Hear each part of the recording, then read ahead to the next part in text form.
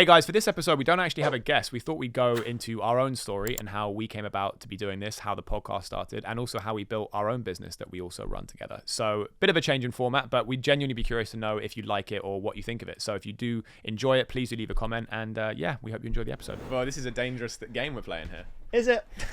It shouldn't be. It doesn't need to be. Let's dial down the danger. It's okay? It's entertainment value. Yeah. Dial down the danger. That's the motto of your whole life. Let's dial down the danger. Do you think we should start from the beginning, like how we became friends? Yeah. Yeah, let's do that. Because it wasn't, ironically, it wasn't in school. We went to the same school, but we weren't that close in school. We just used to go for cigarettes together, basically. Yeah. That was pretty much it. And then it was after school that we actually became really good mates. We were the only two kids in our year not to go to uni. Yeah. Which is kind of crazy. Considering, we were the only two kids not to go to university. And that's that's pretty cool, I think. Yeah, I in a weird kind of way, I think that's quite cool. Yeah. Yeah, I agree. But the way we met is I was working in the city. I have no idea how I ended up there, but I just ended up getting a job in the city. And you were working in recruitment. And I was on a night out with a broker that I worked with, and we were walking through Liverpool Street, and I heard like this girl was like Ollie, and I looked and it was some girl that I used to know from high school, and I was like, oh my god, hey, and then there were a few of them, so I was talking to them, and after like 2 minutes you're like, oh, I'll just go fuck myself, shall I? That sounds about right. And I was like, oh my god, Skeath, and then we chatted a little bit, and then it was like, oh yeah, we should definitely get a pint or whatever. Full well knowing that we're probably never ever going to see each other. Never going to see this guy again ever. It's not just we should definitely do drinks. Yeah. Like, the most like corporate thing. Yeah. Just like, oh dude, how have you been? Yeah. Well, oh, you're working in property. Oh, that's cool, man. Yeah. Well, dude, look, I got a rush, but let's definitely get a coffee or something. Who's that? Never seen him again. Not a clue. But then we did, and we ended up getting a pint, and I've seen you every single week. We have for the last 9 years, which is pretty wild, have, man. Which is wild. Yeah, which is wild. And so we've obviously had completely different journeys. We have. I mean, to say the least. If you, I was thinking this today. If you looked at us on the street together, you would never in a million years think that we run a business together. That is very true. I think even probably looking at us right now, people are probably thinking. If you look at this, and then look at that, and then this, you've got the clean-shaven corporate haircut. I do. And clean-shaven face, and I look like a hippie that just wandered off. You look like Alex Hormozy. I told you this the other day. You look exactly like Alex Hormozy. But do you know what's funny? Because I wanted to come back to that when you said that, because for anyone listening who's not watching, I'm wearing a tank top with a shirt over it and then shorts. And it wasn't like I was trying to be Alex Hormozy. I just realised in the heat, I've been wearing shorts because it's hot, which is a fair argument. It's not that hot anymore, though. It's still kind of hot. Yeah, it's not that Plus, hot it's anymore. so breezy wearing shorts. It's so much breezier. Is there another reason why it's breezy? Should I say? We're gonna go into it and use your like. What, this term that you your think... colloquialism? No, I didn't invent this. So I've been freeballing recently, right? What does that even mean? Freeballing means when you don't wear underwear, and it's really hygienic. It's really good for your circulation. It's really good for sperm production. This is a well-known thing. I know, but like Barney's pissing himself in the corner again. Yeah, but there'll like, be what is this? But there will be people listening who will know what freeballing is. Some people will. It's a very common term. I genuinely think heard it. You two are weirder for not having heard it. I don't think that's the case. I do though. I don't think that's the case. Well, we'll see if you said that to me the other day. I was like, what is that? We'll see if someone leaves a comment. Our first ever comment. Is it going to be Bilbo Shaggins? That's the question. So anyway, I've been wearing the shorts because it's been hot, and then the tank top I just found. I never wore tank tops because I was always skinny, but now that I work out, I wear tank tops, and it actually is really nice having no like sleeves on. And then the shirt just makes it more, because I can't do an interview in a tank top or take a meeting. You might be able to now, frankly, because all of our guests have gone.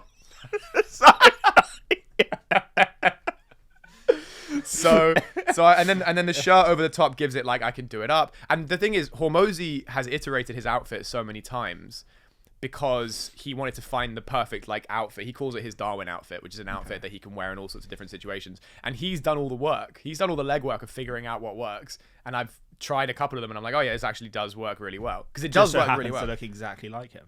Just coincidentally. I don't have the huge beard, and I have long hair. I didn't say you look like him. You said I said what you're wearing is exactly like Alex Hormozy. Yeah, which is fine. He's super rich, dude. Oh, okay. So just copy what super rich people wear then, and it would just, yeah, it's like osmosis, right? Act as if, Yeah. But anyway, so so if you looked at both of us, like we look like parallel opposites, and we have lived completely parallel opposite lives as well. We have. So do you want to say your journey up to this point, and I'll say mine? Yeah. So I took the corporate route completely. I suppose just completely normal route. I didn't go to university. Joined Deloitte on their school leaver program. Was an accountant for 5 minutes, which made my dad very, very proud. Up until they fired me. Why'd they fire you, Skeath? For failing an exam twice. The same exam twice. Yeah, I was never that academic, unfortunately. And then I was in a low point at 19. All my mates going to uni and getting pissed up. And I was there like, okay, I failed school and I failed my first venture into the real world. So then, joined Michael Page. Was there for like for 4 years, I think, in total. I was there for 2 years, then joined like a small startup recruitment agency. Was there for 2 years, and then went back to Michael Page. Was there for 2 years. There's a bit of a theme here. And then left that to go to a cryptocurrency trading platform.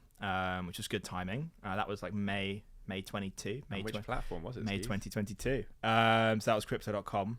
That was just before. I was there for about a week or something before Terra Luna completely collapsed and the whole market just imploded, which is kind of my luck, to be honest with you. And then left there to sort of stay in house. And I'm actually I'm in a much better place now than I was when you and I were going out on the town and just getting drunk and trying to forget our lives. So now I'm in I'm doing what I'm doing now, and I'm really happy with it. Ironically, because I never thought I would be. If you had said to me 5 years ago you'd be working in recruitment but you'd actually be enjoying it and you'd be happy, I wouldn't have believed you. Okay, so that's like a pretty comprehensive overview. Yeah, I think so. I can say it's not been like a particularly. It's been like a very straight path. Yeah, hasn't it? A very dry ride. It's not been a dry ride. I would just say it's been a straight ride. Yeah. Nice. Okay. What about you? Well, obviously, yeah. Where did you start? I left school at 18, same as you. But I left school and just kind of went. I was doing music a lot at the time, as you know. So I was producing. So I was basically making beats. I was also rapping, and so I was doing that for a while after school. I really just had no. 19, like I said, 19 was kind of the worst year of my life because I lost my dad when I was 18, like a month before my A-levels. I'd already been disenfranchised with school since I was like 16 because he got diagnosed when I was 16. So I was like, okay, I don't give a fuck about school. And then I was in a relationship and that like went tits up.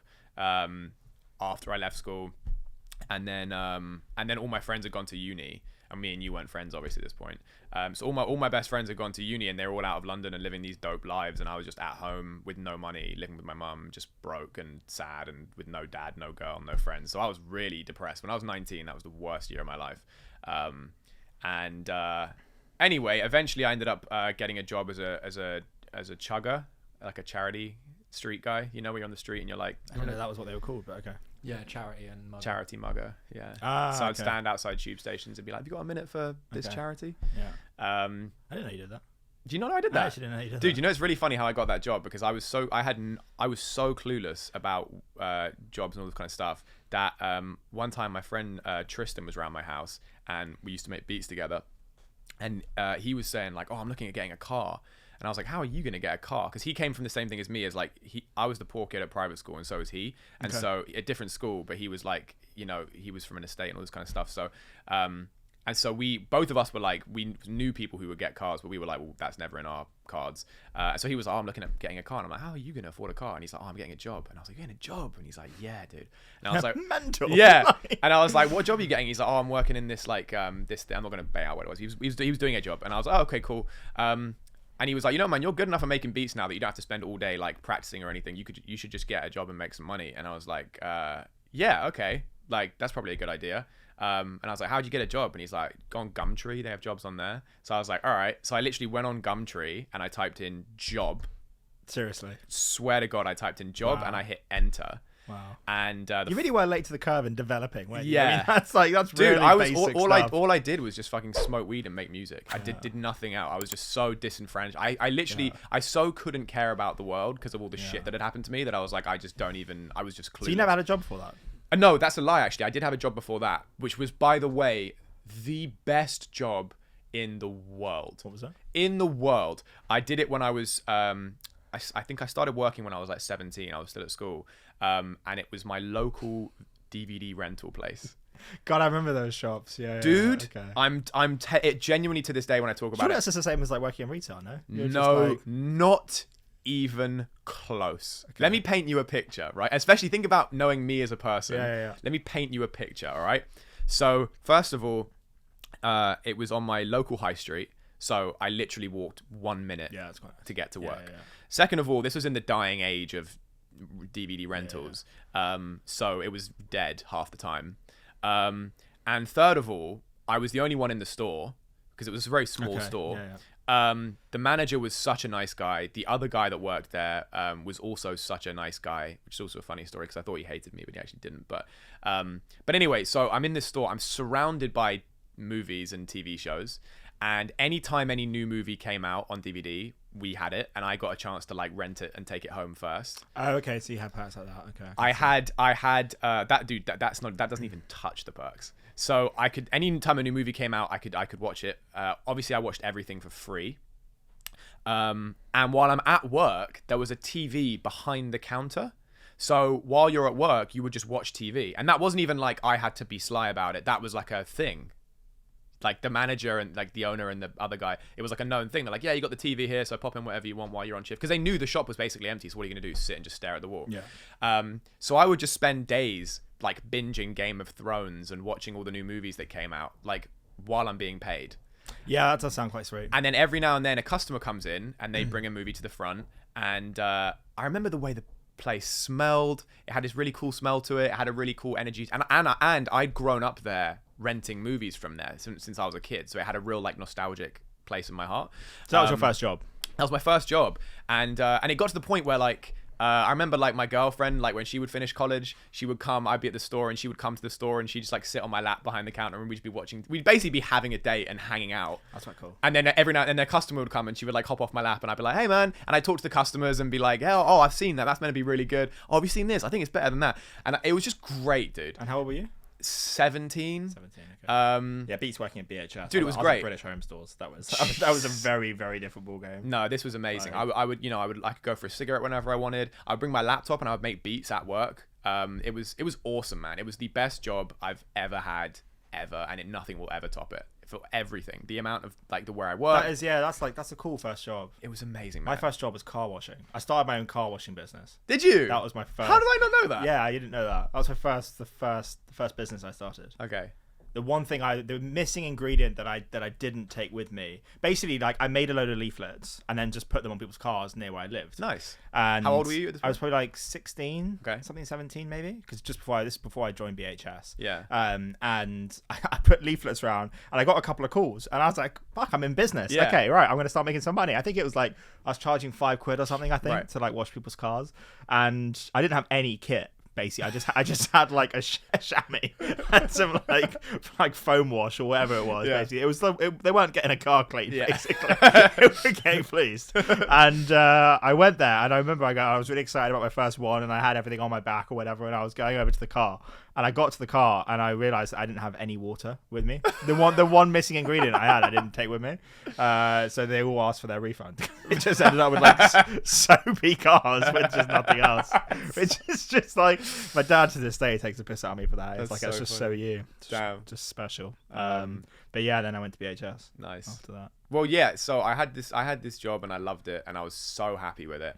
And there was a hammer under the counter we had in case anyone got rude, and it was called like Ashley's baby or whatever, because there was a guy that used to work there called Ashley, and it was like this big like wooden hammer. Never had to use it, but it was cool that we. That's the most random thing to have. Yeah, dude, we've lived very different lives. Lived very different lives. But so, and then obviously, DVD rental stores just went out of business, and so basically, I went on Gumtree searching job. Well, yeah, no, but as in when they closed it down, I was so gutted because I was I loved loved that job so much. And then and I was sad that my local high street place was closing down. So anyway, so I left that, bummed around for a bit, and then went on Gumtree, typed in job, and the first thing that came up was I'm not going to say which charity it was, but it was like a big charity, and it was and I remember I looked at it and it said £9 an hour, and I was like, what? I get nearly a tenner every hour. I just couldn't believe that. And so I applied, I did that, and within the first 2 weeks, everyone on my orientation was fired, because it was just that if you weren't getting sign-ups, you were done. And I had to put my own spin on it. You were ecstatic about the £9 an hour job. Yeah, I was so happy, because I was like, I couldn't believe I was getting basically a tenner every, because up until that point, other than that job at the video store where I think I was getting like £6-7 an hour, other than that, it was my mum giving me a tenner when she could afford it. So I was like, I get nearly a tenner every hour. So anyway, so I went to the training, did that, and I realized quickly they give you a script you have to do, which is like, hi, I'm Ollie from X charity. Would you have a second to talk about, Do you need a script for that? This is the thing. You do the script, and within the first 10 minutes, you realize no one stops to the script. Yeah, exactly. And the manager that was on shift with me or whatever was like, dude, you got to put your own spin on it a little bit. And he was like an older guy. He'd been there for like decades. He was like, you got to put your own spin on it. You got, be a bit charming, be a bit flirty, be a bit funny, tailor it a little bit. And I was like, oh, okay, cool. So I put my own spin on it, and I ended up doing really, really well, and I was doing fine. And by I think after the first week or 2 weeks, everyone else that had been in the orientation with me had been fired because they weren't getting sign-ups. And I was the only one that was still there. So I kept going. I was there for about 2 months, and I think in my second month, I think I broke the record for like most sign-ups in a month in that month or something like that. So I was like clearly doing well, and I actually really enjoyed the job because I was working with some cool people. We were in a different place every day. You never knew where you were going to be. It was a different environment. You'd have a laugh with the guys you were with. I got to flirt with a bunch of girls, which was great. You get chatting to them, you sign them up, and then they're like, oh, you? And I'm like, yeah, sure. It was great. It was also a great job. And then I got mystery shopped, which basically means someone from like the regulatory body of charities pretends to be a regular person, and they talk to you and you sign them up, and then they basically say like they report on how you did. And it was like a known thing that in that world that if you get called to office, you're getting fired. It was like everyone knew. You'd be on, and it would happen all the time. You'd be on shift with someone, and then someone would be like, John, you've got to go to office, and you'd be like, well, John's gone. We're never seeing John again. It was like going to fucking. I'm not going to say that, but anyway, it was just it was they were fired. And so I was on shift once, and I was having a great time, and then my team leader's like, oh, I just got to call, you got to go to office. And I was like, what? And he was like, yeah. I was like, dude, am I getting fired? And I was really scared. And he was like, nah, I'm sure it's nothing. Like, there's no way you're getting fired. And I went to the office, and he was like, yeah, man, sit down. You got mystery shopped, and it wasn't good. So yeah, we're gonna have to let you go. And I was just like, what happened? And he was like, well, you did get some of the facts wrong, but we could just put you through training again for that. But the main thing is like, you called her sweetheart and you swore a few times. And I was like, oh, come on, dude. Look at your whole team, all your managers, they do the exact same thing. That's how you get people. And he was like, I'm sorry, we have to do it by the book. And I was like, dude, look at I was like, the numbers count for nothing. I was like, I've been here 2 months. I'm smashing it. Like, look at this. Does that not count for anything? I know we like to say it's not a business, and it's, but you want to get as many signups as possible to help whatever you're helping. And he was like, I'm sorry, and I was like, can you please do anything? And there was a woman above, I'm not going to say her name, but there was a woman who was out of office who I never saw. And they were like, he was like, I'll speak to her and let you know, come back tomorrow. And I went home, and I was just like so upset and nervous. And my mum was like, look, whatever happens, it will be okay. And I went in the next day, and he was like, yeah, I spoke to her, and she said, no, so you're gone, basically. And I was like, dude, I left the place, and I just went straight to Tesco's. I bought like a 4-pack of Strongbow and some cigarettes, and I just sat in the park crying and drinking cider and just smoking and just, my God, just so upset. Because this was, I know it sounds silly, but genuinely, I was talking about this with someone the other day. You're what? At 18 at this point? Yeah. Clearly the legal drinking age. Yeah, I was 18. No, I think I was 18, maybe just turned 19. I was around there. But it sounds silly, but the reason that was so hard for me, I took it so hard, is because that was all I had, that job. I know how that felt. Do you know what I mean? It was all I had, and it was the only way that I had any sense of kind of self-esteem. Because I was before I got that job, I really had given up on life, and so I was like, well, I'll just get a job and I'll just try this. And the mindset I had when I took that job was, I don't really want to be here anymore, so fuck it, I'll just take life like a bonus round, and I'll just do this job. Yeah. And if it goes wrong, I can always top myself. That was basically the logic that I had. I know it's dark, but that is literally how I thought. And so I had this job, and I was like, I've got no girl, no dad, no money, and no friends, because all my friends were out of London. I still had friends, and they were always, they would check in on me, but you can't hang out with them. You know what I mean?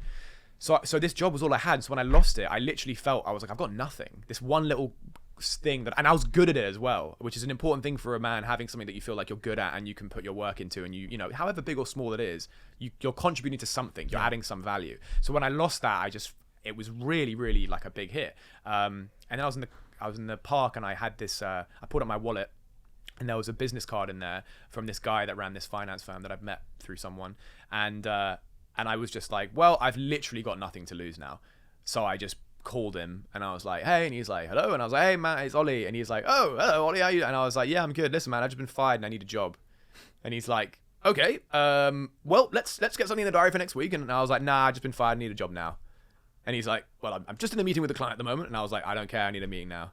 And he's like, well, I can't really do right now. And I was like, I need a meeting now. I've been fired. I'm going to see you right now. And he was like, okay, well, yeah, why not? Okay, come on down. Here's the office. And I was like, great. Yeah. I pulled up. Think about it. This is the guy who runs a finance firm.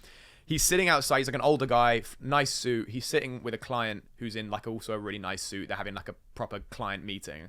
I turn up. I shit you not. I was in jeans and dirty Air Forces, a backwards snapback cap, 2 diamond earrings in my ear, a Nike body warmer. I still had the half-drunk can of Strongbow in my hand with a fag on the go. And I was like, I turned up. That screams employability right there. I know. Especially in the world of finance. Yeah, dude. And I turned up and I was like, you're right. And he was like, oh, Ollie. And he was awesome. He was super eccentric, so he didn't care. But the client looked at me and was like, what the fuck is going on here? Yeah. Anyway, so the guy ended up leaving, and I sat down with the guy who ran the firm, and we ended up talking. We basically just drank for hours. Those are the best kind of interviews. The best kind of interviews, dude. And then I went up to the office, because he was like, you need to be a good fit with the team. And I saw everyone there. And I saw the brokers on the phone, and they were like, hello, Mr. Smith, and all that kind of shit. Anyway, and I liked it, and I went back downstairs, and we basically drank until probably like 2 a.m. We were drinking for like 7 hours. And by the end, we were just completely steamed. And he was like, if you were to work for us, this is how much you'd be earning. This is what you'd be doing. And I was like, yeah, great. And then I ended up going to a lock-in that night, because I knew this barmaid at some pub. So I ended up going for a drink somewhere else. And then anyway, woke up, hung over the next day to a phone call from him being like, how would you like a job in the city? And I was like, hell yeah, let's do it, dude. And so I did that for like a few years, and then I left that for reasons I'll go into in another episode. But anyway, so I left that. So you're how old at this point? I went into the finance job when I was 19. I left when I was 22, I think. 22, okay, yeah. Right. Just to bear in mind that like I summed up my life. 10 years of my life in the space of about 8 minutes? Yeah. I don't know. We can go back and clock it if we need to. 8 I think minutes. It was less than 8 minutes. Cool. You're now 22, and you're basically, and we've only just left your basically first real job. Yeah. Okay. Yeah, dude, cool. My life's been crazy. I told you. So I left that job. I wouldn't describe that as crazy, dude. It's sitting in a park drinking Strongbow and having is crazy. No, but it is like. Is it just me that prefers that version to the tank top and freeboard? Yeah, I've gone downhill since. So then I wanted to. I was like, I got sick of that job, and I was like, I want to do something different. What do I like? And I was like, I've always loved acting. So then I was like, all right, let me look into acting. I did a couple of acting courses, managed to get an agent, and I did the stupid thing of, instead of being like, oh, well, I should stay in my job and then I can audition on the side, I was like, well, if I get called for an audition and I'm in an office, I can't go to the audition. So I'm obviously going to get inundated with audition calls. So everyone's going to want to hire me. So I was like, well, I'll just quit my job then. And I had money saved up from that job. So I was like, oh, I'll just quit. And I was like, I realized I could live for like a year or two without a job if I needed to off my savings. So I was like, all right, I'll just do that. And for a year and a half, I didn't even get an audition, let alone a job. That's a lie, actually. I did get an audition. When I signed with my agent, I said, she was like, is there anything you don't want to do? And I was like, look, I'll do anything. I'll do commercials, I'll do TV, I'll do film, I'll do theatre. The only thing I don't want to do is panto. And she's like, okay. Well, you've got an audition for a panto if you're interested. Okay. Right. So I was like, I don't want to do panto. That's the only thing I don't want to do. I just don't want to do panto. Yeah. I'll do anything else. And she's like, okay, cool. And then I get this audition sent through, and it's a panto. So I'm like, strike one, right?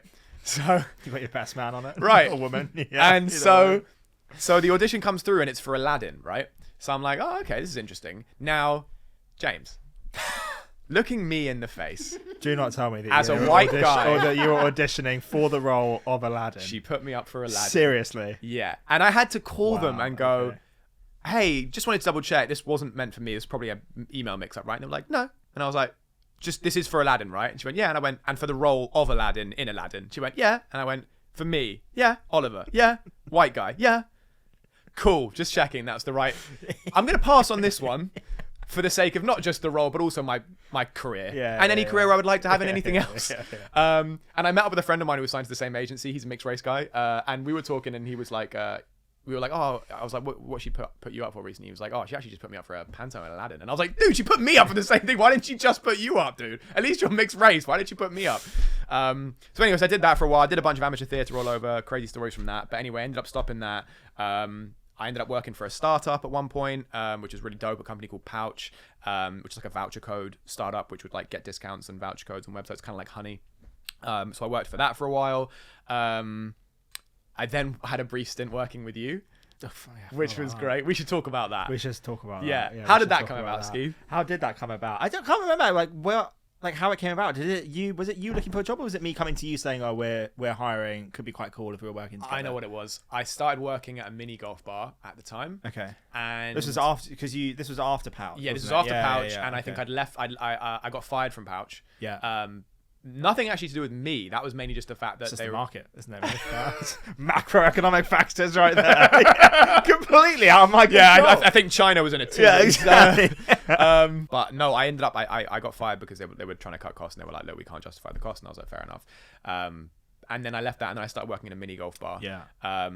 And so I was doing that, and then I was doing that kind of.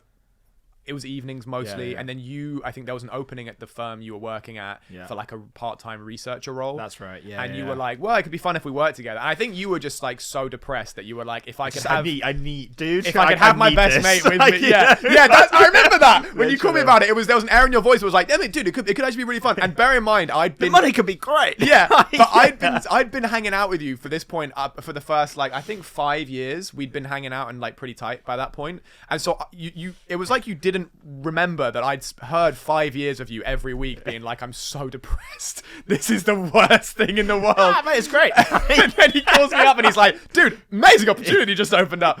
But I was like, it could be fun to work with you and for us to work together and shit. And it's a part-time role, and I could do that with the bar I was working in because I did like the bar job. So I was like, I'm going to keep that. So I was doing that part-time.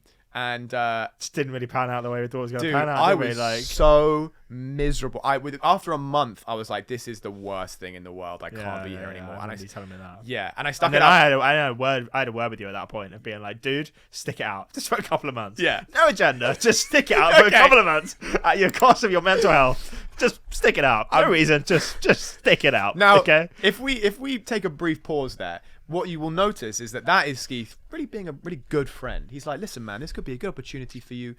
I just think it would climb be the ladder. climb the ladder. Great career. I think really as your friend, I think this is a good thing for you to do. And I was saying to him, hey man, I've been here 2 months. I really, really don't want to be in this place anymore. And it's making me not want to be in the world anymore. So I don't want to be here. I'm very depressed. And he went, I hear that, man, but I really think you should stick it out. Just give it, you know what? Give it 1 more month. You've been here 2 months. Give it 1 more month. And I was like, dude, I can't. I'm so depressed. And then he gets pissed at me and he's like, you know what, man? I've been here like 6 years and I've been doing it. You got to pull your socks up. You got to stay. You just got to tough it out. That's what life is. You're not going to like, and I'm like, dude, why? I'm your best friend. And I'm telling you, I'm so depressed here. Why are you making me stay?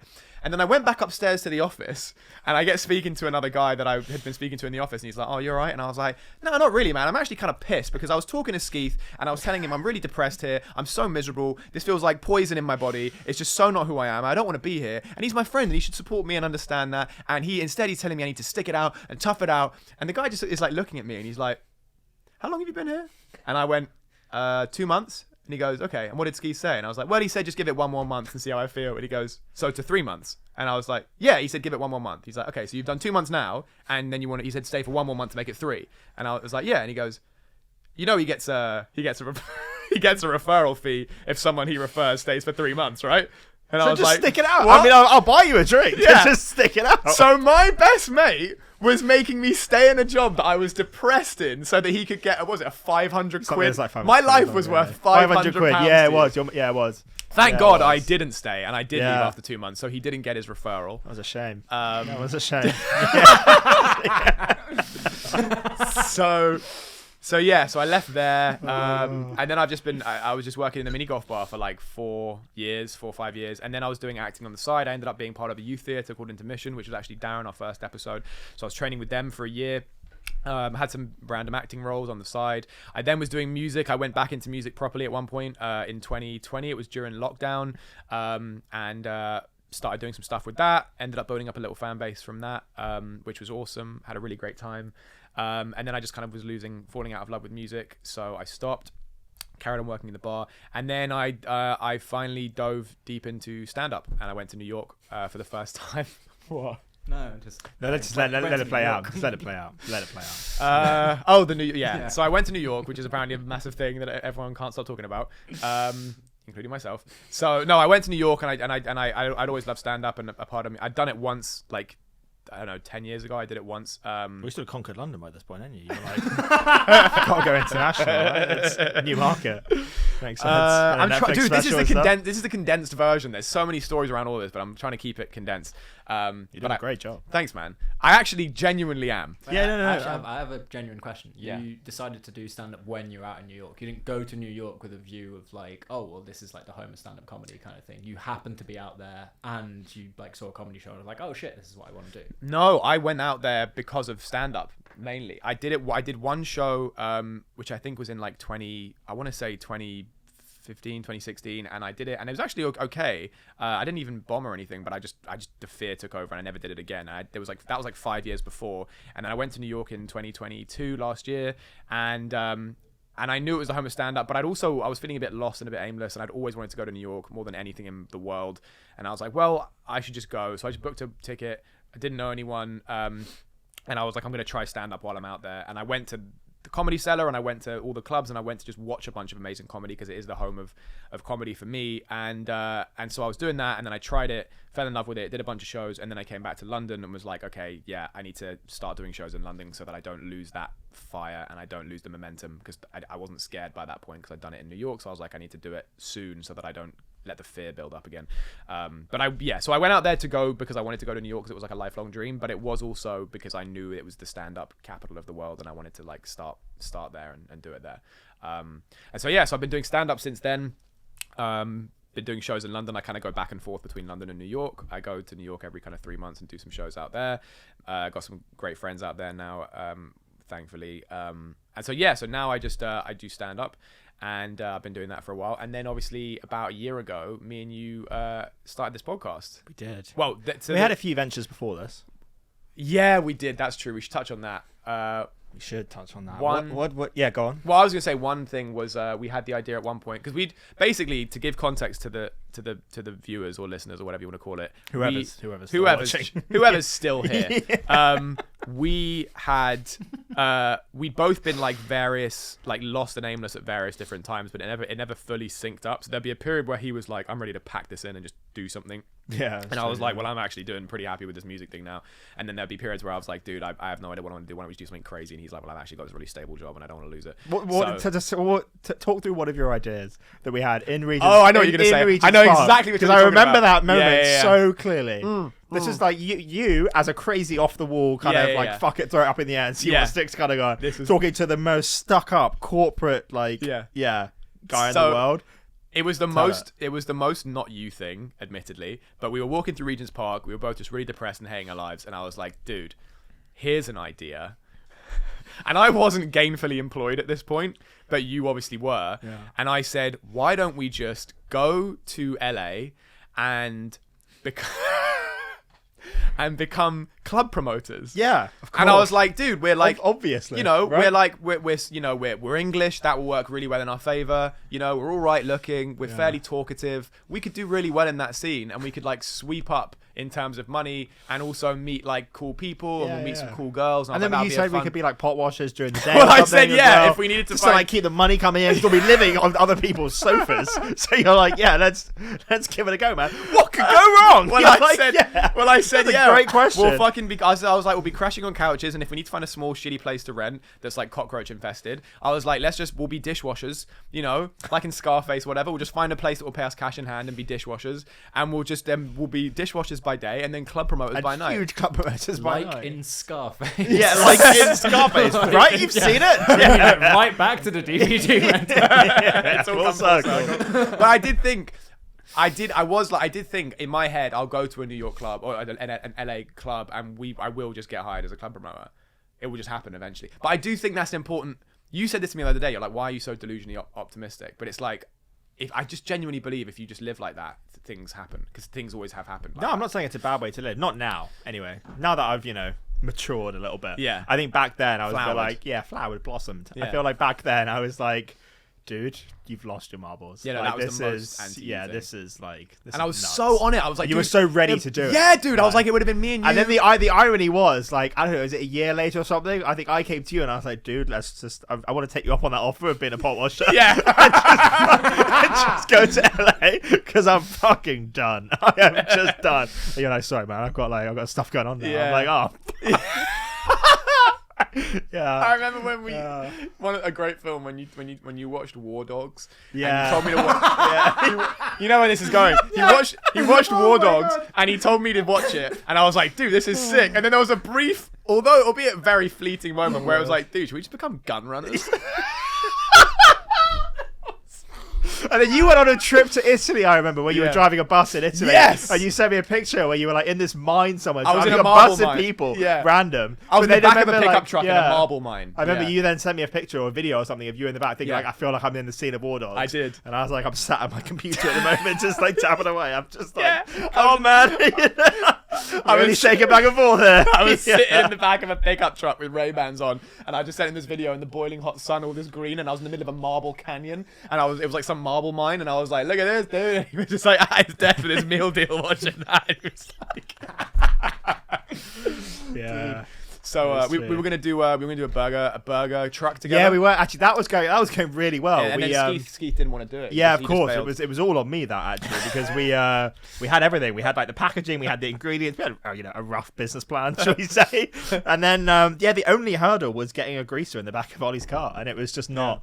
It was too big of a hurdle to go forward forget and the start the permit as well. business. Yeah, of course. I mean, just the paperwork of submitting a form online. I mean, who can be doing with that? Yeah, that failed. That business failed immediately because I was like, I think it started and failed in the same evening. night, Yeah. I think it was in the same evening. it that wasn't going to work. I was like, I was like, where are we going to put the thing we cooked the burgers Obviously, we'll put it in the back of your car. And I was like, I don't want we a have. greaser in the back of my car. And then he's like, we'll figure that out. Let's just get the permit. And then he texted me later that night and was like, dude, we allocated duties or whatever. And he was like, dude, do you mind submitting the permit for the council for the thing? And I was like, I'm not going to do that. I don't want to, let's just spin the business Oh, off. sweet. Yeah, I've already bought in from I have day one there. several questions. Yeah. What kind of car was this? I had It was an an Audi Audi A3. A3 at the So time. you were planning It was a on hatchback. running a burger truck out the back No, of an so Audi. funny enough, that wasn't in the business plan actually, funny, of like the vehicle that we were going to That use. is ever so slightly less insane than going Yeah. to LA. Yeah, I know. We'll sell selling food out we'll of the sell back of your quality car. burgers out the back of an Audi. Audi. Yeah. But we'll get a permit though, surely. And Council will sign up on that. Did you say you'd already bought all the stock? No, Oh, we no, didn't. we made a we list weren't of the idiots, stuff. buddy. We weren't just going to jump into it head first. Yeah. So that we was did funny. that, and then we did we went through the drop shipping phase. Oh yeah, we didn't did the dropshipping Yeah, phase. yeah. You had the good. You had what was your store called, Skeath? I can't remember. I remember what it was called. Don't worry, I remember it. it. It was called "It's Raining Cats and Dogs," and "Raining" had an apostrophe instead of a G at the end, Well, raining was taken, and it was that gonna was be- why. and you were know. selling cat and dog I was toys. selling cat toys, dog toys. Yeah. And I had a store that was like a general store, but I did actually end up selling a few products. I sold it was like a roller knife that The you pizza cutter. No, it was like they called it like the Samurai 360 or some shit. Did you samurai 360? And it was like some random woman bought it in the Midwest, and I was that's cool. And then I sold a cat bed window hammock. Yeah. That was my main big seller. That was the big seller and I of a sold total something. of how many units? I can't remember. Yeah, can you not? It I was think it was like- single digits. It was like 7. Yeah, I think it was single digits. And the money I spent. That was his top seller. I think I ended up losing money on the money I spent on Facebook ads to get those sales. Yeah. So we both packed that in. Yeah. and then I you had had a clothing business. Yeah. I started a clothing business, and that actually went quite far. I put a lot of money into it. That's one way of saying Yeah, it yeah. went far. The money went far. I Far put a in the lot of money hole. into it. So I had an idea for a clothing business. I was sat in the park one day. One of my mates. This was before everyone was starting a clothing business. Granted, the market was kind of saturated, but I still thought I saw a gap. It So was sort of like Louis Vuitton. yeah, a little bit. Yeah, Yeah. a little bit. Just without everything accustomed to it. And so basically, I was like, okay, right, I'm going to start a clothing brand and just give it a go. So I kind of like put some designs together. I was like, well, I'm just going to do t-shirts and hoodies. Those are my designs. And right? Skeath, can I ask what your USP was? And then I was going to and then from there, Skeath, I how was did like, you know there was a gap in the market? the number one question. And after that, what are your thoughts on AI? How do you build culture in your workplace? How did you build culture in Pure Pastel? Yeah. But I did like the name. I feel like I like the name. I called it Pure Pastel. Pure Pastel, Pure Pastel was actually I quite did always good. like the name. It was a good name. It was going to be a pastel colored clothing brand because we believed you could wear pastels all year round. And you believe that in spite of apparently everyone having some sort of issue with that being the case. No, because it's just that was the USP. It was the fact that I could sit there and say that you can wear pastel colors all year round. I remember when guys, sorry, can I just say I have to roast you on it because it is very funny. Yeah, it's hilarious. We sat down and you said, this is my clothing company. And I said, what's the like angle? What's the USP? And you were like, well, the USP is that it's pastel colors. And I was like, okay, cool. And you were like, and that we believe you can wear pastel colors all year round. And I said, can you not wear pastel colors all year round normally? And you went, well, I don't know, but we're saying you can. And I was like, but you can already do that thing. And you were like, yeah, but we're saying you can. It's like codified now. Because it's me saying it, right? And everything I've done to date, right? Yeah. So then I basically just went all in, basically on it. I had nothing.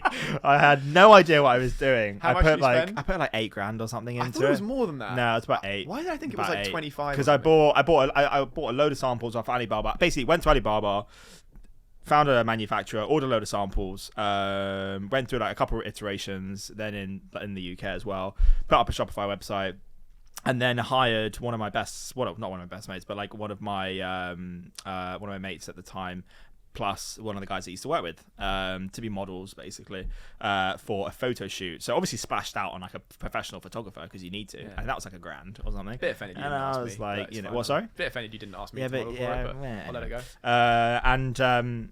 I did that. It looked like a really professional clothing. It really did. To your credit, it really did. It looked pucker. Yeah. Right. It had nothing else behind it, but it did look good. Launch got no sales, and obviously, and I was like, "Fuck it, I'll just chuck some money into Facebook ads, and then it will just fucking fly off the wall." It didn't, and then I was like, "Okay, so if I'm not going to do this, then like, well, surely I'll just go to like Selfridges. They'll bulk buy loads of things, and I'll just use that order to buy loads of hoodies. That kind of makes sense, rather than because I'm not going to be an idiot and spend like $8,000 on stock. Like that would be stupid. Mental. Yeah, especially with no customers. Yeah. So I was like, I'll do the smart thing, and I'll get a retailer to purchase it all for me, and then I'll go and buy it. Obviously. So then I thought, but what I can do is I can put $8,000 into a stall for a trade show where I can then basically market it to stores and buyers and companies. So I thought, right, that makes way more sense. Savvy. So then I was like, right, okay. Found a trade show in London, bought one of the like stalls, and then I think I can't remember. I think it was like $6,000 or $7,000 or something. That stall. Yeah, it was a lot. What? Yeah, it was a lot. That's And insane. even more like special than that, it was an autumn winter collection, right? And mine was supposed to be like spring summer collection, and I didn't realize that until after I paid the money. And I actually messaged the woman who sold me the tickets. This is how naive I was. I said, my collection's spring summer. Is that going to be an issue in an autumn winter trade show? She said, no, not at all. Don't worry. Don't worry. The $6,000. You'll be fine. $6,000. Yeah, exactly. Yeah, $6,000 have been paid. God, fucks. But the $6,000 have been paid. But you'll be fine. Don't worry. And I was like, oh well, she says I'll be fine. So like, I'll be absolutely fine. Think about him going through the whole process of like he's on the trade show and it just says everywhere, plastered everywhere, just autumn, winter, and he's got his spring, summer, and he goes and he just that's so funny, dude. Well, I guess the benefit of Pastel is that you can wear it all year You can wear it all year round. So in a Exactly. way, Yeah, is it really a spring summer collection or is it just your collection? It's a collection. It's a collection. And then got one of my mates to take some time off work to basically come with me and like stand at the show and speak to people. And yeah, didn't quite go as planned. How did it I'll go? be honest. We didn't get any orders. Okay. We didn't even have any conversations on the back of it. We had one guy, an influencer called Anish, who came over and was like, do you remember this? This is so funny. You guys are in for a ride. This is so funny. And then he came over. He was really complimentary about it, saying like it's actually really good quality fabrics and all this kind of stuff. And I was like, okay, cool. Thanks. I wonder why man. he was Like, being so nice to we you. should definitely like I've followed you for ages. Like we have like huge amount of respect for what you do, and would love to like sit down and like have a coffee with you or something. And he was like, yeah, just like DM me and then come meet me and we can just chat or whatever. So I'll go into the I feel like I'll go to the Anish bit another time, because I feel like that's like that's a longer story. It is a longer story. That is a longer story. A funny one, but a very, very funny one. Longer story. He's not watching this. Yeah. We both know he's not watching this. So yeah, no, that was my first foray into the entrepreneurial world. I then closed the business off the back of that. Another hurdle that I reached, and I was like, I can't do this anymore. Actually, like $8,000 in, and my soul destroyed. It's not really for me. So Do you still have a bunch of those hoodies? yeah, I still have them in my flat to this day in a suitcase. Genuinely, like, Can I get a free one? yeah. I'm kidding. I don't want one. Oh, brilliant. Yeah. Like, I've given out so many free hoodies. Nah, you know what? We should wear them on the pod one day. No, I don't want to do that. Fuck No, that would be like a thing. If people that are fans of the pod can be like, I genuinely bet if this podcast blows up, you would Which it sell. obviously will. You would sell. No, that's not the spirit. Okay, yeah, this yeah, is gonna blow up, but people would actually buy those. They'd be like, this is the shitty hoodie brand that Skeath started. I'll market it a bit better than that. The shitty hoodie brand I started. No, but that's why it would Right. sell. It's not what you think it's going to sell for its artistic Because brilliance. now pastel colours can be worn all year round. Yeah. I think people have cottoned on to that now. Yeah. So that was those are the businesses. I trying to think what else. businesses. I had to go at Amazon FBA for about 10 minutes. Realised that was pretty hard, and then was like, oh, fuck it. I don't need that in my life. Yeah. Was that it? I think that's pretty much it. So Yeah. basically, you skip to August last year.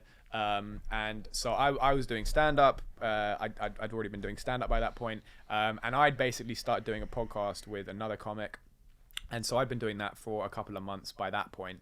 And actually, it's worth, if this is the intro episode, that's worth talking about how we got Barney. So basically, Barney was working at a place that I used to do comedy, and I always liked him and stuff. And then basically, I just started my comedy podcast with this other guy. We'd done like a few episodes, and then we kind of realized that we wanted a producer, because at the time we only had whoever was just happened to be working in the studio at the time, and it wasn't really like very personal.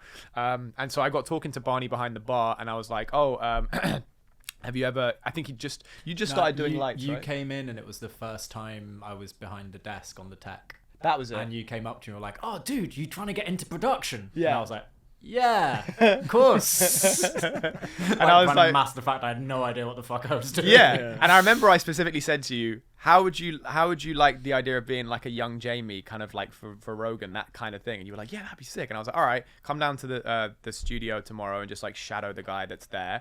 So and he did, and so he came down and he kind of ended up like sitting in on an episode. And then, you know, you enjoyed it. I think you had fun. And so you had fun, right? Let them know you had fun. But yeah, and then I was like, well, if you know, you should probably learn how to do like the editing to edit the episodes and stuff. So because I was editing the episodes up until that point, and so I was like, all right, come to mine, come to mine next week, and I'll walk you through video editing and video production. He's like, great. And he turns up and he gets out his little Chromebook. And I was like, you are not going to be able to get Adobe Premiere on that. We still tried. We did try. Fair enough. We really tried. Yeah. It was not happening. So I was like, right, okay, you need to go away and get a MacBook and then come back. So he did. And then I showed him how to edit. And then he started editing my other podcast that I was doing, the comedy one, and then he kind of just got better and better and better, and then just very quickly surpassed me in terms of anything I could edit, which I'm really happy to say. And then so we had like a pretty good system going. We already had like clips coming out, we had shorts coming out, we had trailers, and we had intros and the episodes. So we actually were already in the content workflow, I think, pretty well. And Barney was just like a magician when it came to like organization and making sure what we needed and everything. It was awesome. Anyway, so around the time that I was doing that podcast, I went to hang out with you one night. We went for a drive. By chance, actually. By complete chance. By complete chance. Yeah. We went to go for a drive, and then as we were driving, you were like, you were like, oh, I've been watching the podcast, man. It's really funny. And I was like, oh, thanks, man. And then you were like, you know, Yeah, I was saying like it would be really cool to actually to do my own podcast and and think like how it would work. And then I think you said, Well, you're a middle class white dude. There's no reason why you can't right, it's not have your own saturated podcast. at all. Yeah. That kind of makes sense. Yeah. You know, what would I talk about? Fuck knows, but you know, I just want to do it. Yeah. And you said, well, what would like the content be? And I was like, well, I haven't really thought about it that much, but I think it would be like a fun thing to do. And then like we were kind of sitting there, and you were saying, well, you could go down like this route, and then we were saying like we could interview people maybe, and then it kind of molded together. I remember it differently. I remember you saying, I said, what would it be? And you said, well, I thought it'd be really cool to sit down with successful people. Okay. And then I said, why would they sit down with you? Because there's no, we're not a person, or in this case, if this was before I was going to do it with you, I was like, you're not a person, you haven't done anything, so why would they sit down with you? And also there's a million podcasts where they interview successful people, so if they can watch an interview with a successful person, they could either just watch Diary of a CEO or Rogan or Chris Williamson. So I was like, yeah, you need a niche, you need some sort of nugget. Which I didn't have at that point. And then I said the origin thing. Yeah, and then you said, oh, like what about doing a sort of origin story type podcast? And I think that kind of morphed into, well, why don't we just ask successful people how they did it? But it wasn't going to be with me. No, it wasn't. Yeah. It was actually going to be with another friend of mine who works in advertising, and I said to him, like, oh, I've got an idea for a business, like let's jump on a call like ASAP to do it. I think the reason it didn't end up happening is because I don't think he came back to me like quick enough. He didn't, but I mean, this before you even. Oh wait, was that before or after our meeting? I'm trying to think actually. Because I'm in the car. The way I remember it is in the car. That was after. You're right. Sorry, before we even said that. Because in the car we then agreed like, oh, me and you, let's just go for it. No, dude, it was before. Because I remember when we sat down, you said I was thinking about starting a podcast with so and so. Okay. And you'd already messaged him and said I'd like to sit down with him. Yes. That's right. And then in between that, we were in the car, and then that's right. You were talking about doing it with him, and I was like, well, you need some sort of niche, and I was like, well, you could ask them exactly how they did it, kind of like an origin story kind of thing. And you were like, oh yeah, that's a good idea. And I was like, well, look, I'm not, keep it. It's your idea. I don't mind. Just have it. And then you were like, okay. And then we ended up talking about it more in the car that night. Yeah. And then we ended up talking about it more and more. And then I was like, yeah, and you could also do it like this, and you could also add this in. And then it was like, if for whatever reason he doesn't want to do it, I'll fucking do it with you. Yeah. And you're like, okay. And then we carried on talking more and more in the car that night. And we were both like, fucking should we just do it? And then you said, you were like, well, do you want to just do it together? And I was like, yeah. It felt like an affair or something. It felt really like seedy. But I was like, yeah, 100%. Right. And then that's why, I remember it now, after that meeting in the car, you'd already asked him before that to sit down about a business idea, but he then didn't come back to you. Yeah, that's right. And then this became what it became. That is right. That is right. Yeah. And if he had come back to you, it could have gone so differently. It would have gone so differently. Definitely, we wouldn't have been sat here now with this. Yeah.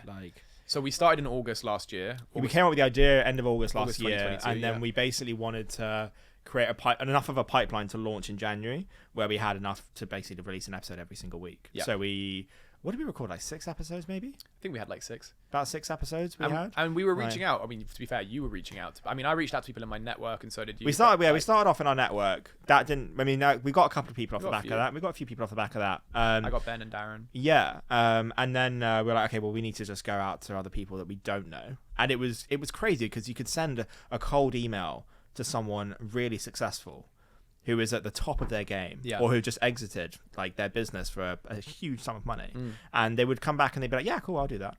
Like, it was really actually surprising to see how easy it was to get in front of people when you had no track record. Yeah, because also you were emailing people with we didn't have any footage, obviously, because we hadn't filmed anything. Yeah. So we were emailing people with stock images from the studio we were recording in. That's right. So they were like, have you got anything we can look at? And we're like, you can look at these pictures of where we record. Yeah. I forgot about that. Yeah. So we had nothing to send them. No, we didn't have anything.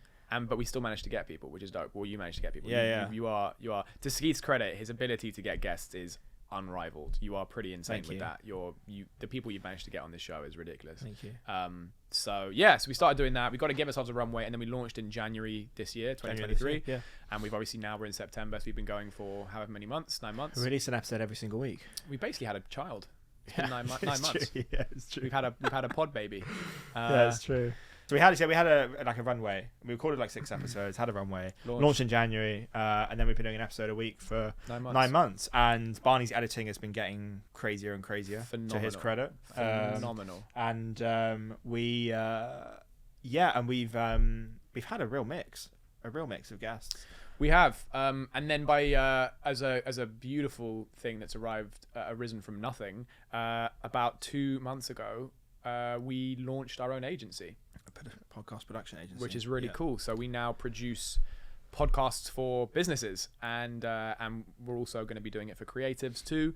But right now we produce podcasts for businesses, and we basically will make a whole podcast, a monthly episode, bi-weekly, even weekly if you'd like, and it works kind of 2 ways, which we didn't actually realize when we launched the agency. So obviously we thought, okay, it's great marketing content. It's a really unique way for businesses to stand out and promote their business because no other businesses are doing it, or very few.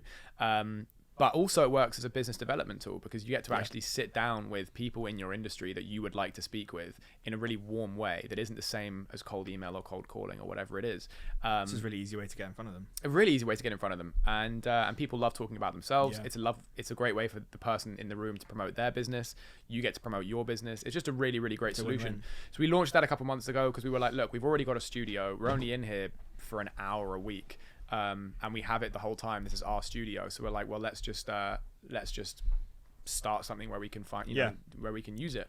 We didn't actually give any context to the studio. I was about to say, we should probably talk about that. How this came about, because this was by chance. Yeah. This particular studio was by chance, because basically we got to the point where we were recording an hourly episode at another studio, basically where you pay by the hour.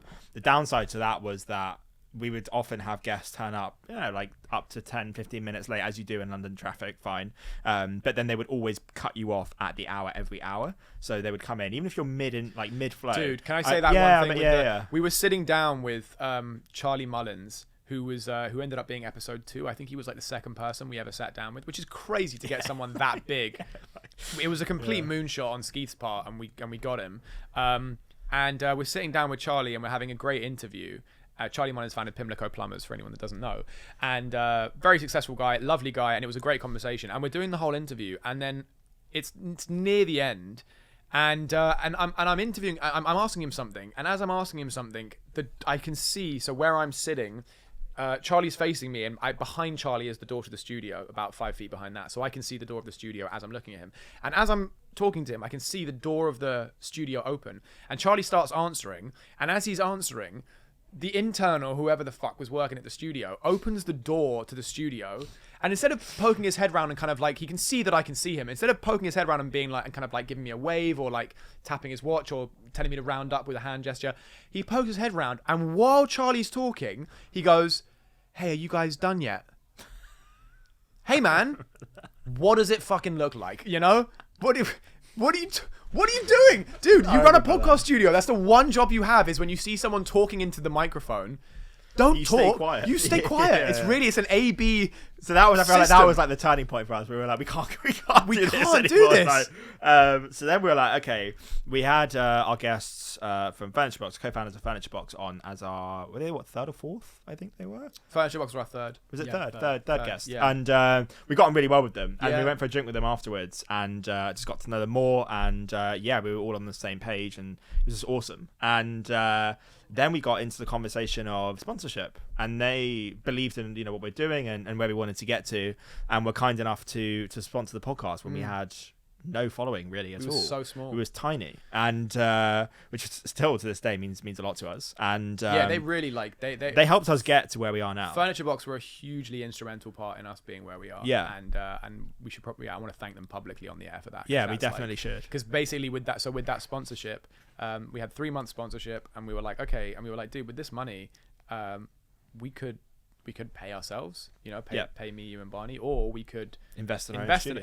studio, invest in ourselves, which was always actually the end goal, because that was always like the dream. We used to talk about it, like how cool would it be to be able to do this in our own studio, and it was finally a possibility. So we thought, okay, well let's double down on the business and let's go for it. Like we just sat down with Charlie, and we've got Furniture Box, and we've got a couple of other big names like coming on. Like let's just double down on the business. And we then went and looked at. Well, initially we had the idea of doing a studio agency, didn't we? Yes. As well, like a B2C. We were gonna do like a rental studio, rental like the place we were renting. Like exactly. So we were going to basically one. do our own studio where we rented it to podcasters to come in by the hour, which is why we needed a very specific type of studio.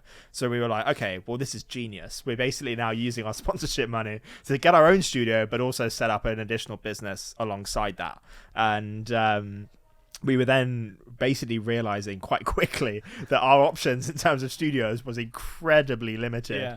We were calling brokers just like manically trying to think, okay, we need this like 24/7 access. I think we needed, and we basically needed someone to take them in and out of the studio with access passes, and like there were so many hurdles to get through for that. And there was one broker that really came through for us, who gave us found us a place in Bayswater. By this point, we'd been around like 2 or 3 places that day, I think. Yes. Yeah, and they all Queensway. Yeah, Queensway. Sorry. And they all had the same problems of like us just not being able to use it all the time, and it just didn't work for the business. Yeah. And so by this point, we were so deflated, and we were like, oh, it's just not going to work. And then the broker called me and said, oh, I've got this other place for you in Queensway. Like it seems to tick all your boxes, so you can go and check it out. And we thought by this point, fuck it, fine, let's go and see it. And we got there, and it was like the most it was like the last place you would ever take anybody to interview for a podcast, because it was some like shifty side door. It was next to a supermarket, and there was like the almost like basically the door to like an estate. Yeah, basically. And or a brothel. Either could have been anything. And with a security guard outside. Yeah. So it was just really odd. Really weird. And when you go in, they take you up the fire escape. Yeah, you walk on the outside of the building on the way up. Yeah. And you walk in, the security guy was the guy giving us the tour, and then we open the door to the floor with all the offices on it, and it's like, oh, someone's definitely themselves. Oh, 100%. The noose is still in the corner. Yeah. The carpet was all the carpet was like a blue, but like a really faded blue that hadn't been changed. It was knackered. The walls were like that foamy polystyrene, like cream. Yeah. It was just, and it had the like doctor's white lighting everywhere. It was awful. It was awful. And it was so bleak. We walked in, and the guy who was showing us around, and honestly, when we were walking up the stairs, me and you just cracked up. Yeah, we were laughing so hard. We looked at each other before we get to the room, and we're just like, nah, what we do. And then we see the room, and actually, the room was a shithole. To be fair, it was. However, we were like, well, actually. The more time we spent in there, the more we were talking about it, the more we were like, actually, this is perfect. Yeah, well, like, it's very centrally located, and if we clear all this shit out, it'll be fine. It's got a little balcony. And so we were like, okay, this is pretty good. We measured everything, and then we were like, I think we should take this. Yeah. Like, I think we should too. It was cheap as well. Yeah, it was cheap. Well, it wasn't that cheap. It was in our budget, which to us was cheap, but it was actually not cheap if you think about it. True. And it wasn't that much cheaper than this place. That's true. So we said to the guy, we're like, hey, we'd like to put an offer in, like we want it. Yeah. And he was like, great, okay, cool. So we called the broker, and he was like, yeah, that sounds great, boys. It was all moving forwards. Like, yep, okay, great, I'll lock it off for you. And we're like, when can we move in? We want to move in like immediately. And he was like, yeah, that's great. We'll get it next week, whatever. I'm like, great. And then there's just this back and forth of like chasing for like a number of weeks. I was chasing the guy constantly to get the contract over to us, to get a lease over to us. And he was just like a fucking wide boy, and he was like, a proper wide boy. He was like, well, I'm away this week and then next week, and I'm like, dude, I don't understand what I'm trying to offer him money. Yeah, we're trying to give you money. We're trying to give you money. Yeah. And this is what's so crazy. There's been so many times I feel like with me and you where we've been in business and we're like, we work hard. You don't need to sell to us. Like, you don't need to sell to us. We have money. Just give it. We're trying to give you money for your service. We're trying to pay you, and people just fumble the bag and just like at the last. And it makes no sense, because we work really hard to get our clients and then look after our clients and whatever. And I'm not saying that to be like, oh, we take care of our clients, but it is a thing of like, we work hard to like find new clients, how to sign them. And so when you have other people with businesses where you're like, hey, I like your product, can I give you money for it, please? Yeah. And then they like, well, and you're like, what is happening here? It makes no sense. And the guy was just completely unreliable. Yeah, completely unreliable, totally unprofessional. And then, and so basically that went on for weeks and weeks. And then we spoke to the broker who set us up with him, and we're like, dude, who is this guy? What's going on? And he was like, honestly, man, I'm never working with this guy again. This has never happened before. This is the most unprofessional thing. I'm so sorry. It's never happened before in the years that he's worked with him until we came along. Yeah. And then it was like, oh, wait, okay, this has happened now. And so, anyway, so long story short, we didn't have a studio, and we were back to square one. And then, anyway, we found this place, and we're like, yeah, this is really, really fancy and really nice, and It's a service office in Chancery Lane, and Yeah. we came in. It was like an old WeWork building, and yeah, it was perfect. it was perfect. So we're like, great, let's do this place. Yeah. And then so we put the offer in. Everything was really professional, really nice. Got moved in, and then we had to buy all the equipment because we were like, the rent is covered by sponsorship, but we need to buy all of this stuff. So we spent about like 20 grand, About 20 grand on yeah. setting it up, which is out of our own money. That was out of our own So we were doing that, but like, we'll make it back because we're going to rent out the studio by the hour, so that'll be fine. And then we had to wait for all the equipment. Sometimes you order the wrong equipment, you have to get it we've spent, Amazon should be blowing me right now. I know. It's insane how much we've spent with Amazon to try and get this thing set up. It really And is. so we built the studio, got this custom desk made, went up to the desk place, to did. get it bespoke and everything, which we're really happy about. And then we get everything set up. We get the cameras and the desk and the chairs, courtesy of Furniture Box. They helped us kit it out. Yeah. They also helped us with this thing back here. And after finally we got the TV, that was a nightmare to get in because the TV wouldn't put the logo on. It was just anything that could possibly have gone wrong with the studio went wrong, basically. And we finally got to the point where we had a desk and chairs and a microphone and a TV. And we had to black out. So behind the cameras is a glass walls. Yeah. So we had to actually on our own put the vinyl and lay the vinyl down on both sides of the glass, which was So we had to a challenge. black out the whole studio so Yeah. that there wasn't external light. We had to buy the lights, set that up. Yeah.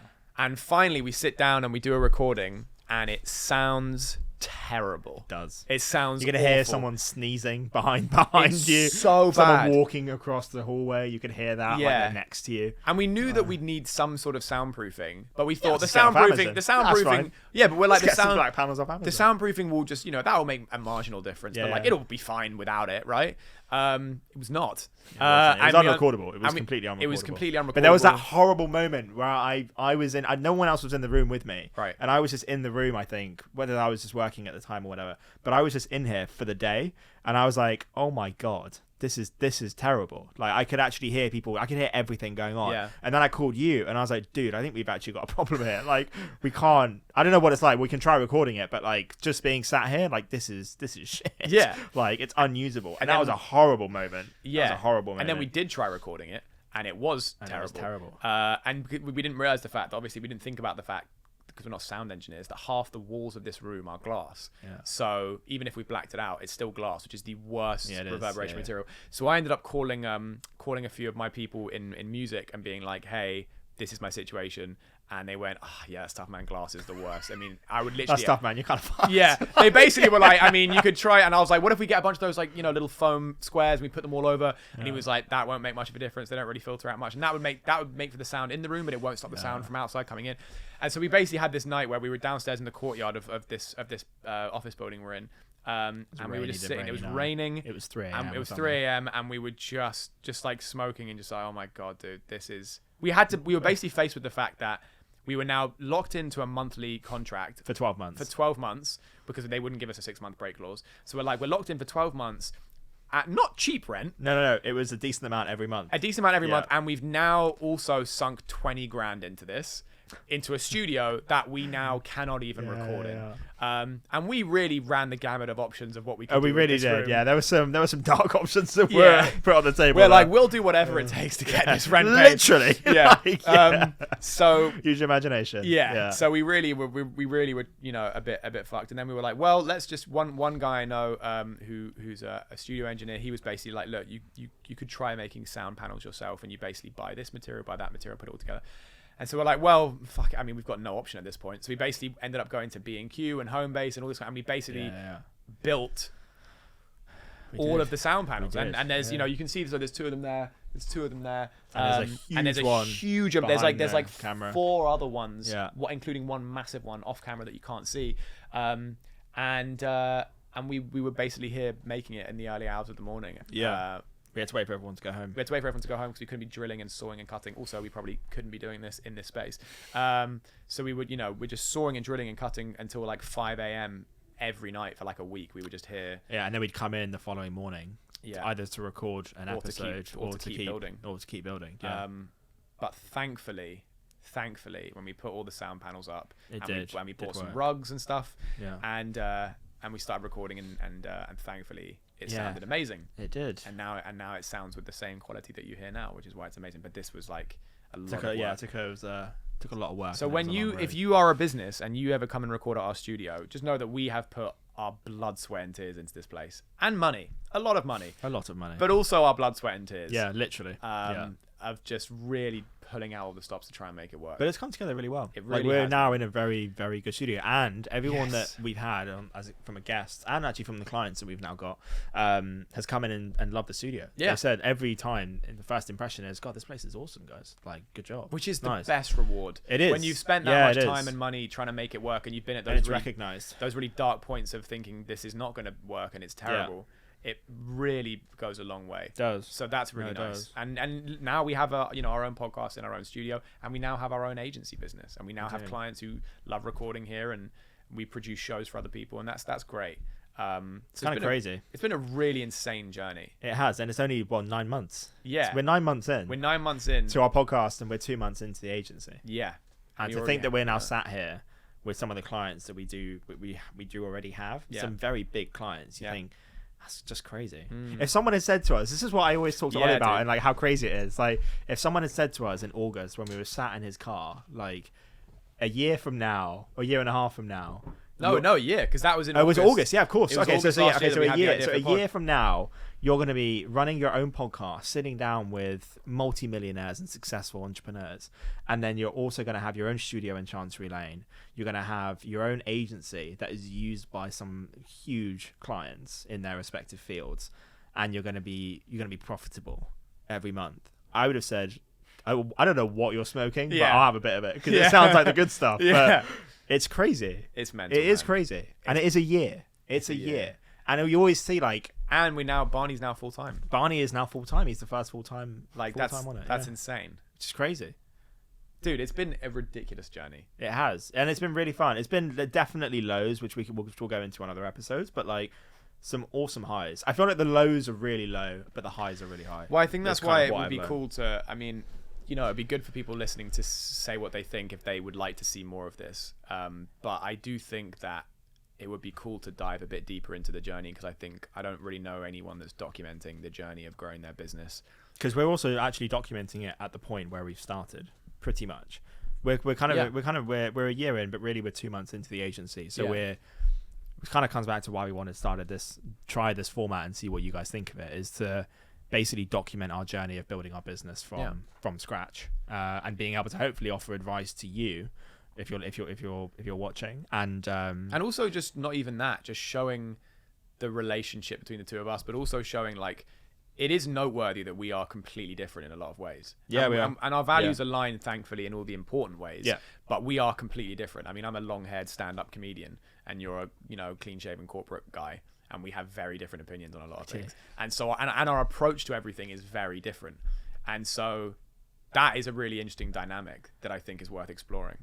And 100%, and we will definitely go into it, because I feel like it's just the perfect match of skill sets, as we've talked about on a number of occasions. Yeah, we say it all the time, but it really is like you're the perfect person I could do a business with. Yeah, and you're like my business soulmate. Yeah, you complete me. You complete all all right, the. go. I love you.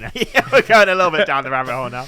No, but I fucking. I know. I love you too. But like, it is that thing of all of the skills that you have, I do not possess, and all of the skills, and vice versa, all the skills that I possess, you don't have. Yeah. And that's a perfect marriage of. It is. Of everything gets done. Everything gets done, and it's like the innate trust. It's the innate trust as well. Like as I always say, which is built up over the years. But. Yeah, and as I say, I would give you my bank card and I wouldn't even lose a wink of sleep. So there's a trust, but it's also on top of that, it's worth saying that even anytime where we have had like a disagreement, which is, to be fair, very rare. Very rare. But anytime we have had like an actual argument or disagreement, we've never once had an argument about like one of us like not putting their weight on or doing something. No, we haven't. We've always been we slot really nicely into it. We do. And same with Barney. Yeah. Barney's just as much of a part of the team. 100%. as I mean, we are. this couldn't run without him. Oh no, This it would absolutely have fallen couldn't run over without him. months ago. Yeah, it would have. Yeah. 100%. Yeah. So yeah, you are equally integral. It does entertain me sometimes to think like, fuck, if I broke my hand or something. Oh yeah. Like this place. Fuck. Oh, your hand fixed. Okay. Your hand's getting fixed, Barney. We'll You're take you getting the to best care. we'll take you to a back alley Guatemalan clinic and we'll get that sorted out. So yeah, well, I think that's a good first episode. I think it's good. It gives people a bit of introduce- context as to why we're doing what we're doing. Yeah. And it'd be interesting to see if they want more of it. I think. Yeah. So if you are still watching, genuinely, this would be good feedback. We would like to know if you would like to see more of this, because, or if you're listening, send us. Yeah. How can you reach out to us if you're listening? I don't know. Probably should have addressed that 9 months in. Socials, yeah. Yeah, drop us a DM on Instagram, at TGF Pod, or jump on our YouTube and leave a comment. If you're listening to this, jump on the YouTube version of this and leave a comment on there. Yeah. But we would genuinely be curious to know if you would like to hear more episodes like this and what you thought of this one, and if you would like to hear us document the journey of building our business, and kind of our thoughts on all that kind of stuff. So yeah, I think that's pretty good. I hope you've enjoyed it. Yeah. Do subscribe, and do like the video. We need engagement desperately. So we need to start engagement. That is true. And also, I will say, by the way, it's worth actually saying, I think, just before we sign off, which is that it's not all highs, as we know, but like we have had 4 guests cancel on us in the last week. We have. And so what was a month of content has now just been completely evaporated. It's evaporated. Yeah. But then out of the darkness comes the light, and from something like that we could not have predicted. And we've had dropouts in the past. We've never had 4 people drop out. We've never had 4 in people the space of a week. drop out in the space of a week. Yeah. And so, but then we might not be sitting here doing this, which could be a new format of where this ends up going or whatever. Yeah. So, something positive comes from everything. Definitely. And I do genuinely think everything happens for a reason. My nan always used to say it, and I do think it's true. I think I do believe in fate. Even me and you meeting on that one night out, I think it all comes together. Yeah, that is pretty intense. I think you went deeper than me in that last bit. Probably a little bit. Yeah. Cool, we can cut it out then. All right, love you, brother. Sorry. Love you too, man. Guys, hope you enjoyed it. We will see you in the next one. Maybe we'll have a guest. Maybe we won't. We will see how it goes. But thank you for tuning in, and please do subscribe and turn on post notifications and leave a like and a comment. Or rate us if you're listening, because it genuinely would mean a lot to us so that we're not homeless. So yeah. Have a good one. Bye. See you later.